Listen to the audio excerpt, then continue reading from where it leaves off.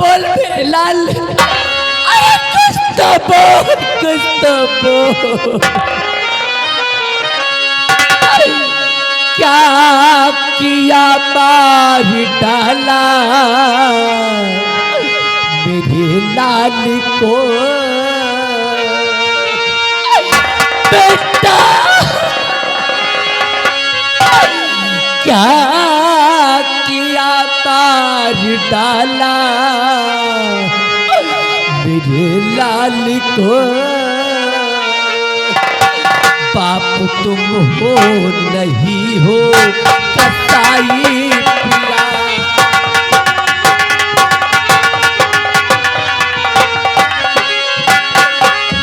रात दिन मैं तड़पती थी औलाद को, रात दिन मैं तड़पती औलाद को, मारने में न तड़पा है तेरा हिया।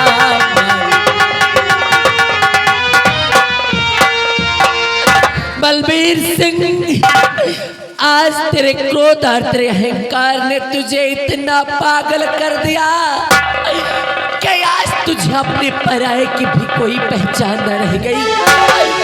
बलबीर सिंह, तूने जिसे महाराज का बेटा समझ करके मार दिया है, असल में महाराज का बेटा नहीं बल्कि हमारा अपना बेटा, अपना खून, अपना बेटा प्रकाश है, प्रकाश।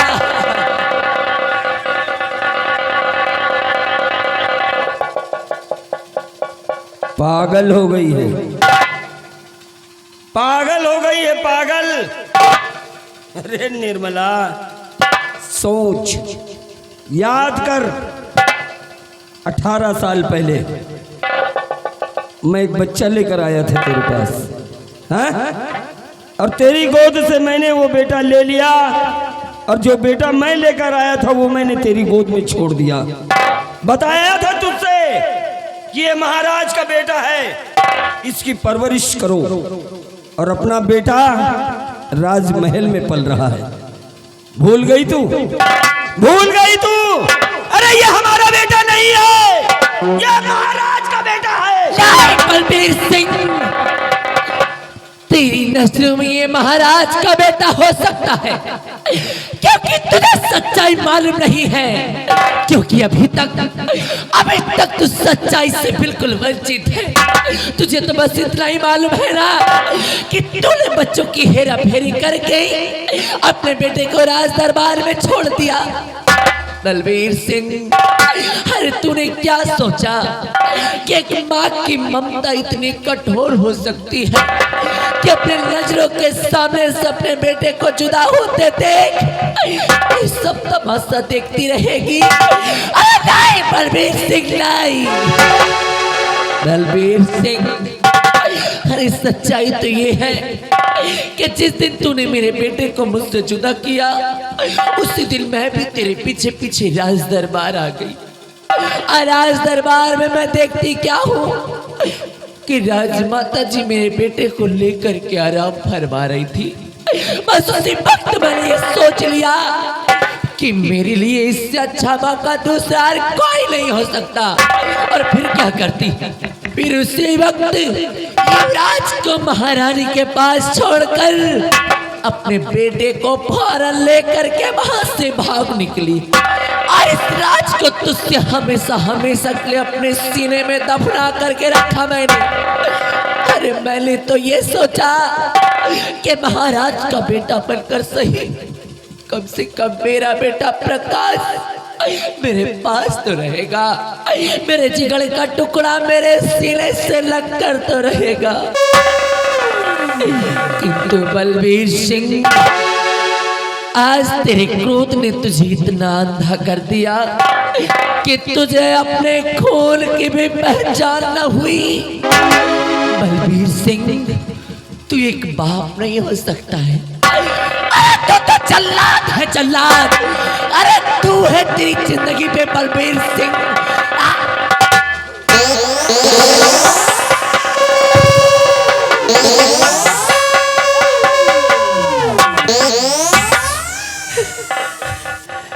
मैंने क्या कर दिया?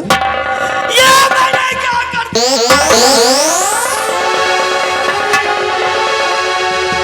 अपने ही हाथों से मैंने अपने बेटे को मौत के घाट उतार दिया। निर्मला, अगर तूने बच्चों की हेरा फेरी की थी, अरे तो मुझसे बता दिया होता।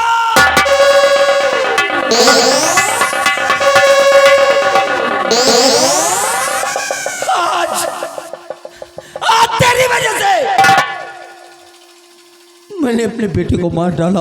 अरे मैं तो यही समझता था कि महाराज का बेटा है। तेरी वजह से मैंने अपने हाथों से प्रकाश को मौत के घाट उतारा है। जब मेरा बेटा नहीं तो कोई नहीं बचेगा। हरामजादी, मैंने मना किया था कि ये बात अपने सीने में दफन करके रखना। और जिस दिन अगर तूने ये राज जाहिर करने की कोशिश की, उस दिन मैं तुझे मार डालूंगा। और आज नहीं छोड़ूंगा।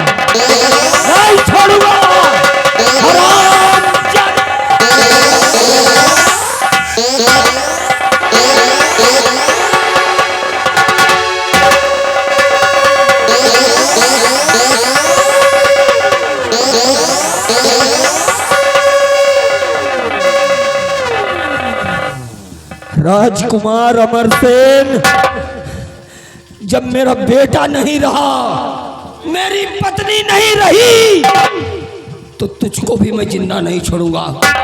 राजकुमार अमरसेन, मौत बन के आ रहा है बलबीर, तुझे भी जिंदा नहीं छोड़ूंगा। तुझे भी कहते हैं सब पे विश्वास करो, लेकिन औरत जात का भरोसा ना करो।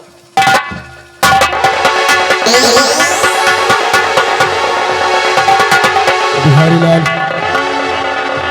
आओ हम लोग शिकार खेलते खेलते काफी दूर निकल आए हैं, और मैं क्या सुन रहा हूँ कि इस बियाबान जंगल के अंदर कौन सी ऐसी गंभीर आवाज आ रही है। आओ इस आवाज को चलकर हम लोग देखते हैं।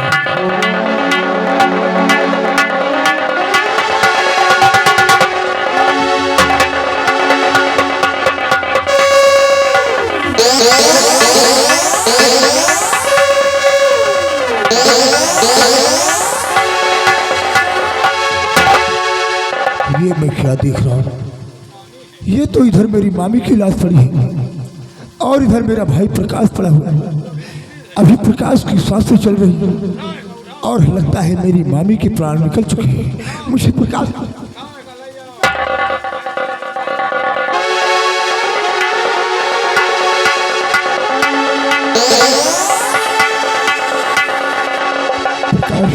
ये सब कैसे हो गया मेरे भाई?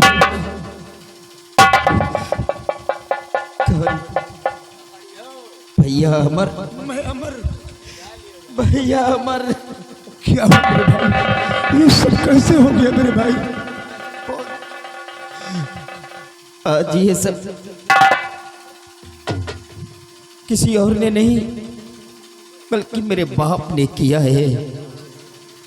हाँ मेरे भाई, ये आज के 18 साल पहले की कहानी है।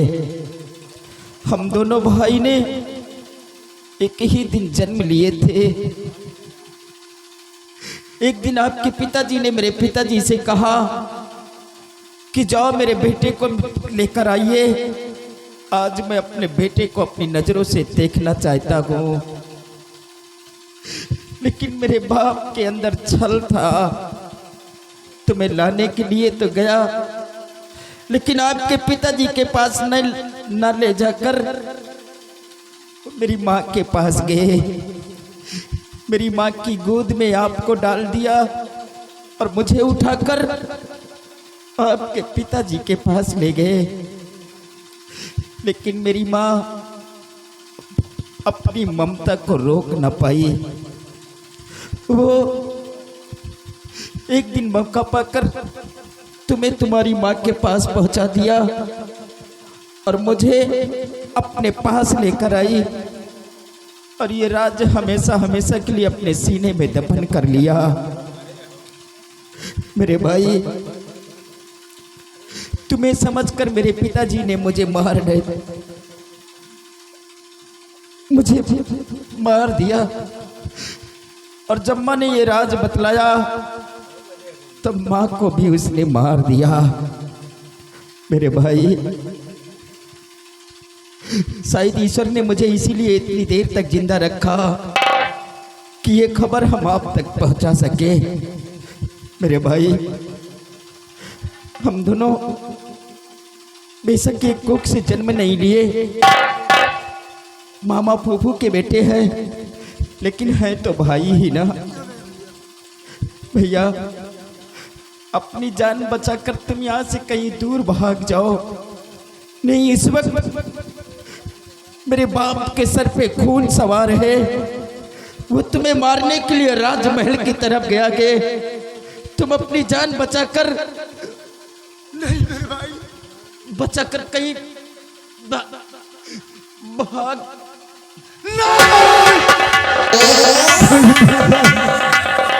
तू मुझे छोड़कर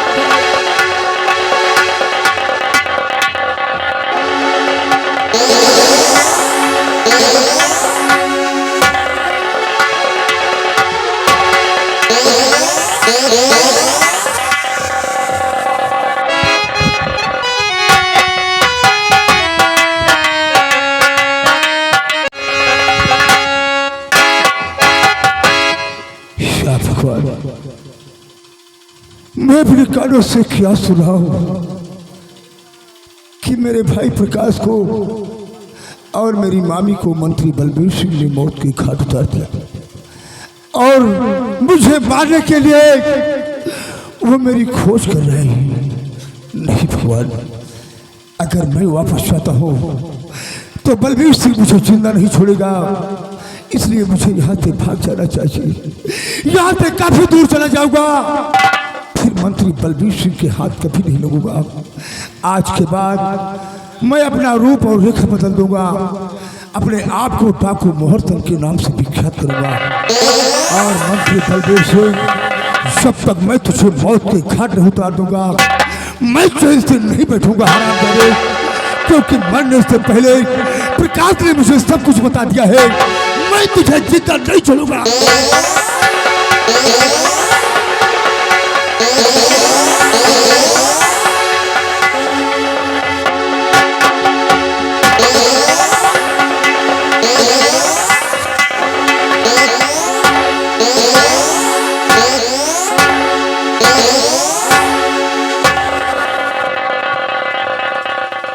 आज कई साल गुजर गए। जिन बच्चों को हमने अपने हाथों से मारा था,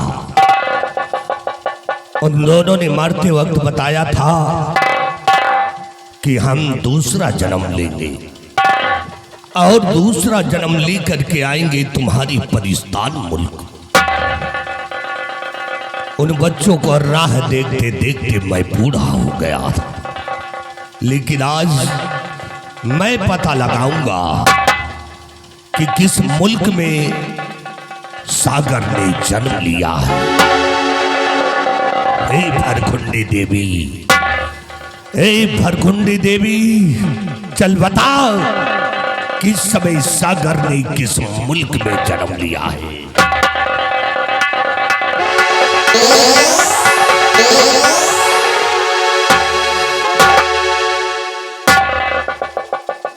सागर ने जन्म ले लिया, वो भी हिंदुस्तान में। हिंदुस्तान दरमियान में 7 समंदर पार तारागढ़ की राजरानी रतन सेन की नार, रतन सेन की पत्नी की से जन्म लिया है सागर ने।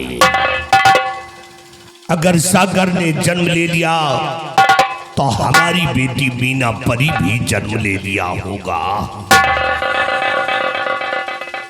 आज हम अपने जिन्न को बुलाएंगे और अपने जिन्न को बुलाकर भेजेंगे हिंदुस्तान मुल्क। महारानी बिमला का हरण करवाएंगे। उसे हरण करवा करके अपने इस परिस्तान मुल्क लेकर के आएगा। चल मेरे जिन, जहां पर हो, अगर सोया है तो उठ के बैठ जा और बैठा है तो खड़ा हो जा, मेरे पास आ जा।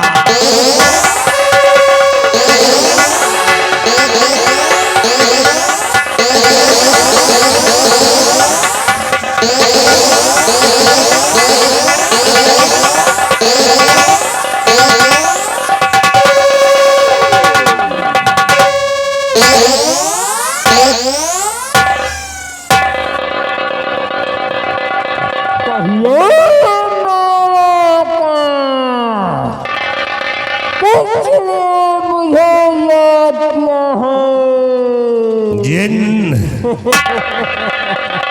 तुम्हें एक बहुत जरूरी काम करना है। कौन सा काम करना है? तुम्हें हिंदुस्तान जाना है। हिंदुस्तान मुल्क में एक तारागढ़ है। तारागढ़ की राजरानी बिमला का हरण करना होगा तुम्हें।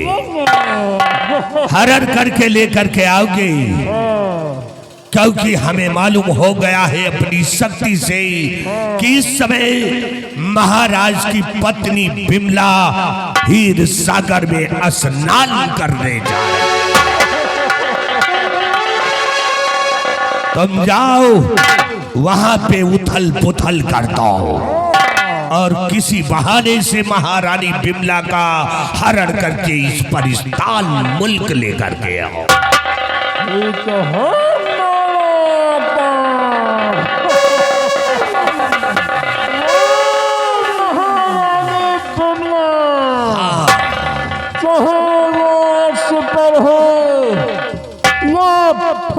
पर हो, मैं उसे ढूंढकर आपके चरण में हाजिर कर दूंगा। बहुत अच्छा है, जाओ जाओ।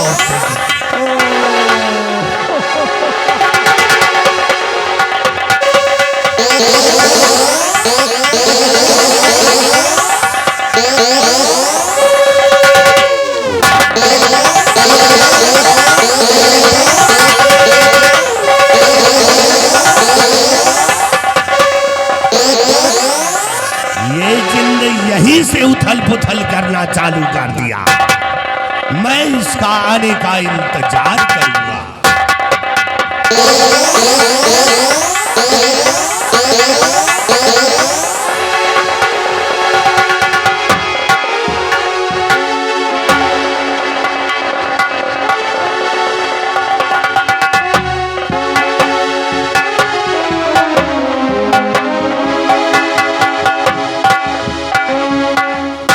दरबारी कहिए महाराज।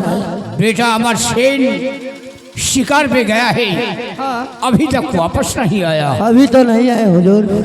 इंतजार किया जाए।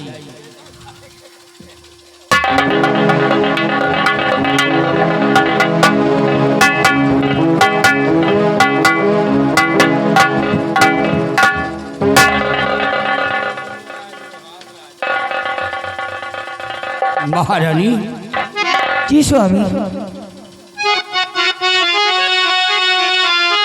तो राज दरबार आई, क्यों महाराज जी साथ में अपनी राखी को लाई हो तुम। माजरा कुछ समझ में है आता नहीं, मुझको बुलवाती खुद को चली आई हो।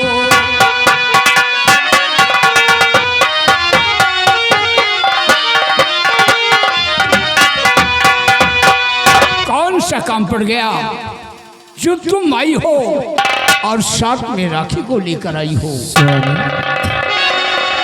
तीज काज त्योहार आया पिया करने स्नान सागर पे जाऊंगी मैं, साथ में अपने राखी को ले जा रही करके स्नान वापस फिर आऊंगी मैं।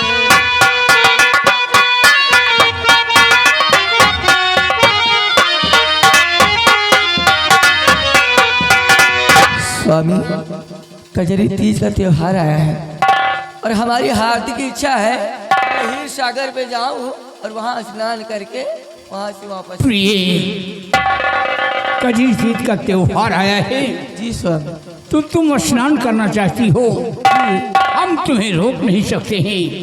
इजाजत है, तुम जा सकती हो और स्नान करके तुम शीघ्र वापस आना और राखी का ख्याल रखना। जी स्वामी। जय जी, खुश रहो।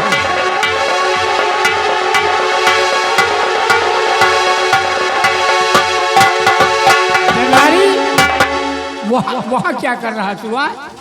महाराज, हम सोचे महारानी जी से आप बात कर रहे हैं। हराम खोर, तुम मोबाइल में रखा। महारानी स्नान करने गई हैं। महारानी के आने का हम इंतजार करते हैं। चलिए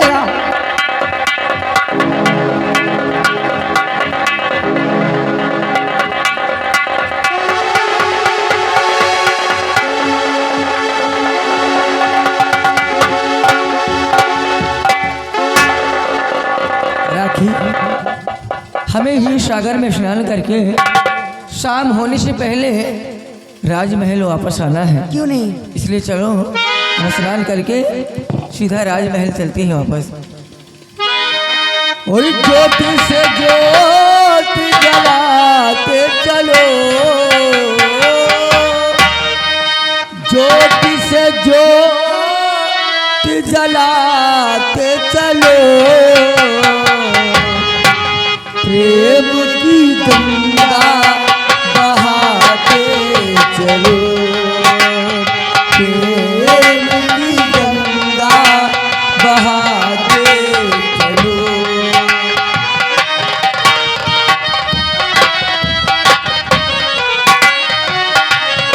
ओ राह पे आए जो दिल दुखी,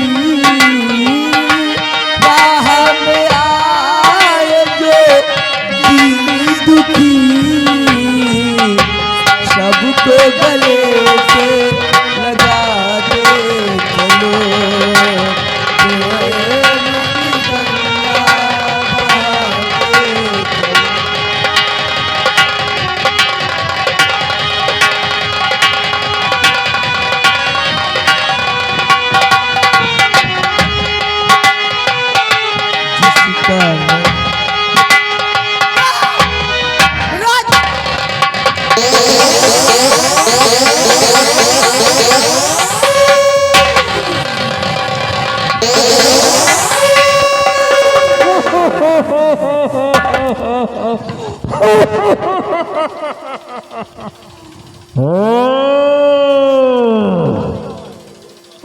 जिसका वही महारानी बिमला है, मैंने इसे बेहोश कर दिया। अब मैं इसे उठा कर ले जाऊंगा।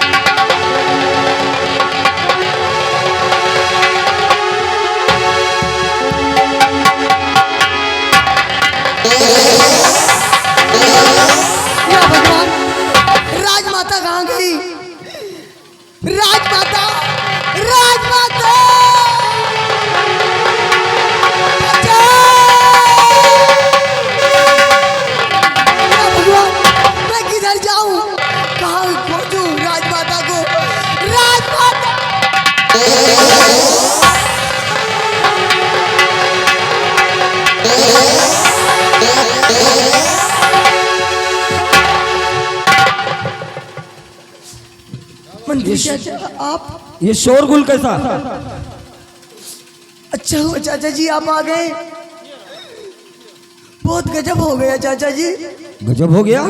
हाँ क्या हुआ? चाचा जी इसी हाल हीर सागर के किनारे बहुत बड़ा तूफान आया और उस तूफान में एक बहुत बड़ा राक्षस आया और राजमाता को उठा ले गया। राजमाता को? हाँ चाचा जी। मतलब तेरे कहने का मतलब कि एक तूफान आया और उसी तूफान से एक राक्षस निकला और राजमाता को उठा के ले गया। हाँ चाचा जी इसीलिए मैं शोरगुल मचा रही थी।